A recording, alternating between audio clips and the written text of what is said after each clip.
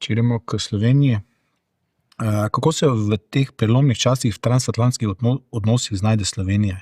Predsednik vlade je napovedal, da bo v letu pred volitvami zunanji politični oder prepustil predsednici republike. Je bila ta odločitev predsednika vlade modra, namreč odločitev njega in njegovih svetovalcev, da se posveti notranjim zadevam. Dogajajo pa se tako velike spremembe. Zdi se, da je Slovenija zamudnica, je tudi opazili smo absentizem Slovenije na Münchenski varnostni konferenci, ki je bila letos pomembna, na nekaterih drugih konferencah. Zdi se, da je tukaj bilo sprejetih nekaj neposrečenih odločitev.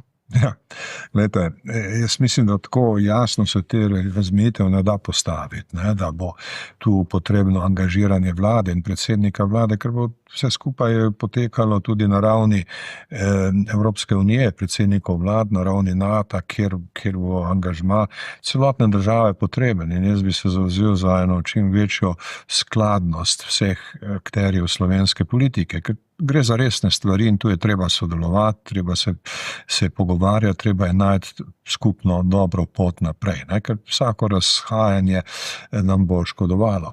Rekel bi še nekaj glede Münchenske konference. Jaz sem na Münchenski konferenci bil sicer v okviru ene svoje mednarodne funkcije in sem opazoval velik del tega dogajanja. Ne? Slovenija tam pravzaprav ni bila slabo zastopana. Tam je Marta Kos kot komisarka nastopala v enem panelu okrog prihodnosti Balkana in je nastopala dobro. In je njen nastop bil kvalitetnejši od marsičesa, kar smo slišali od drugih evropskih predstavnikov v tistem času. Ne? Seveda, zdaj zakaj ni bilo kakšnega drugega zastopanja, o tem se da razpravljati, ampak nikakor ni bila Slovenija popolnoma odsotna. Ne? Bili so potem seveda tudi številni dogodki ob robu tega dogajanja in tam je naša delegacija seveda bila. No, to bi rekel samo glede Münchenske konference, ampak zdaj je še pomembneje to, da recimo pride pri nas do dovolj resnega in odgovornega pogovarjanja znotraj političnega sistema Slovenije in do premišljenih korakov naprej. To je osnovno. Smo vključen? Ja, najprej bi rekel, da bi vse, kar se mene tiče, bilo potrebno podpreti stališče predsednika vlade o tem, kako porabiti ta povišan odstotek družbenega proizvoda za krepitev obrambne in varnostne sposobnosti države. Se pravi, on je nekako rekel, ne samo nakup orožja, ampak tudi druge stvari. In to, kot sem zdaj slišal, da naj bi to bil nek poskus zaobitja sklepa, se nekdo je ta sklep sprejel, to še niti ne vem, ampak mislim, če bo vztrajal predsednik vlade, se pravi tudi vlada na tem stališču, mislim, da zasluži podporo. Zdaj, kar zadeva pa te izjave, da se prepusti zunanja politika predsednici vlade, predsednici države, to je seveda bi rekel, politična izjava. Drugače se pa ve, mislim, kakšne so pristojnosti predsednika republike, predsednika vlade in s tem seveda tudi vlade in parlamenta. To so tri akterji na področju zunanje politike, ki morajo sodelovati. To ne pomeni prepuščanje, ampak pomeni nekako skupno oblikovanje zunanje politike in tudi skupno odgovornost. Seveda, sestavni del tega je tudi kadrovska politika v diplomaciji, v zunanjih zadevah. Ne? In tu je največkrat prihajalo do nesoglasij, do sporov in tako naprej. In tudi tega se pravzaprav ne da prepustiti slučaju ali dobri volji, ampak to je stvar jasna, to je odgovornost najprej ministrstva, ki predlaga po kriterijih, kakršne so, potem prihaja pač skozi vlado in na koncu do imenovanja in do akreditivov. Ker ta akreditiv prinaša sporočilo predsednika države, predsedniku neke druge države, da pošilja človeka, ki ima njegovo ali njeno zaupanje in priporoča, seveda, da naj takšno zaupanje bo deležen tudi v državi, v katerega ga pošilja. Tako da, če to pomeni seveda neko eliminiranje sporne točke, potem je to seveda za pozdraviti, ne, ampak seveda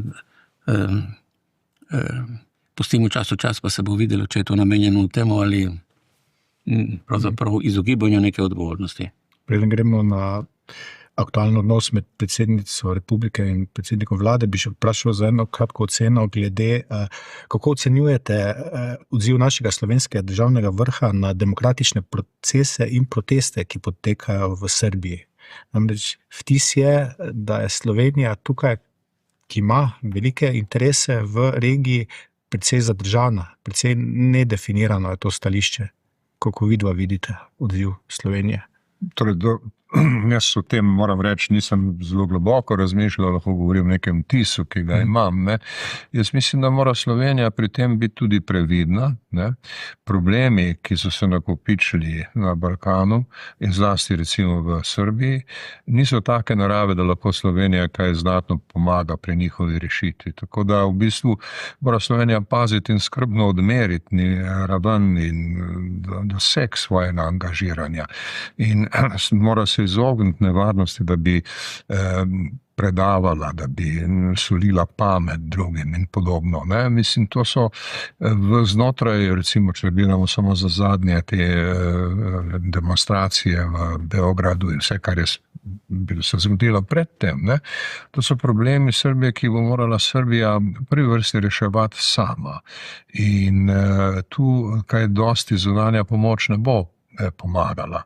In zato je nek nivo previdnosti na slovenski strani potreben. Imam pa vtis, da je Slovenija precej pogosto, so slovenski predstavniki precej pogosto dali izjave o sedanjih razmerah. Tako da ne vidim, da bi tukaj prišlo do kakšnega velikega deficita pri slovenskem izražanju mnenja in podpori mirnemu reševanju problemov znotraj Srbije.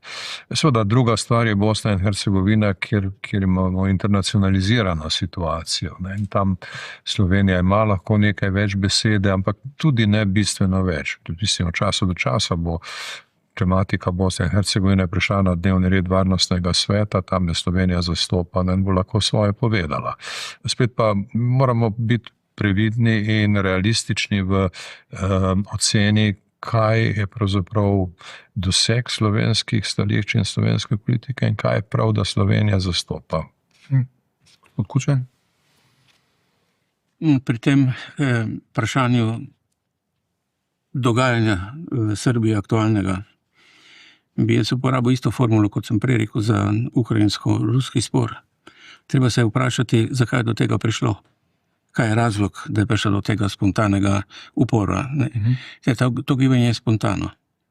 In ta spontanost ima nek cilj. Cilj je postaviti v funkcijo, v skladu z ustavo, vse tiste akterje, ki to državo vodijo.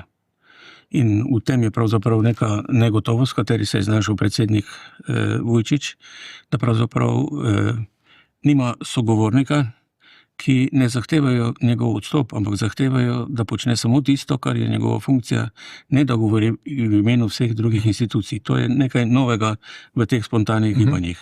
Seveda, to spontano, recimo, še zmeraj študentsko gibanje mora imeti nek cilj, da se opredmeti v nek vzvod, ki ima potem realen pritisk na odločitve, ki so zavezujoče, to se pravi, kako priti v parlament. In tu jaz mislim, da je zelo občutljivo to vprašanje zunanje podpore tudi slovenske, ker zunanja podpora se hitro spremeni v manipulacijo. To je zdaj nek položaj, ko se ga lahko poskušajo polastiti razni akterji z svojimi interesi, ki niso nujno skladni z osnovnimi motivi oziroma z osnovnimi interesi ljudi, ki so to gibanje spontano tudi sprožili. Seveda pa se vsega tega ne da, kot pravi predsednik, izvzeti iz vsega tega, kar se dogaja na Balkanu, kjer ima seveda Srbija zelo pomembno vlogo za vsem, kar počne. Ne samo v Bosni in Hercegovini preko Republike Srpske, ampak tudi spor z Kosovim, potem vprašanje odnosov z Albanijo. In jaz ponavljam to, ljudje, ki se lotijo naloge, da bodo poskušali urejati razmere na Balkanu, se lotijo zelo občutljivega in zelo nehvaležnega posla.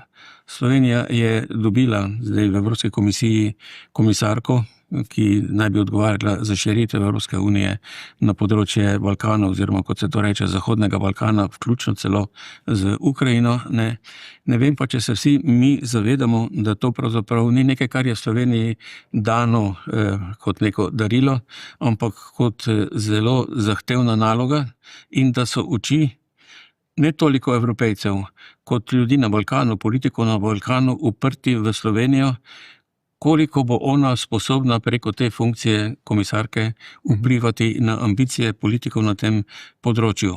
In pri tem se pozablja, v trenutku, ko je bila Marta Kos izvoljena oziroma imenovana na mesto komisarke, ona ni več slovenska komisarka. Ona je komisarka Evrope, Evropske unije, ne?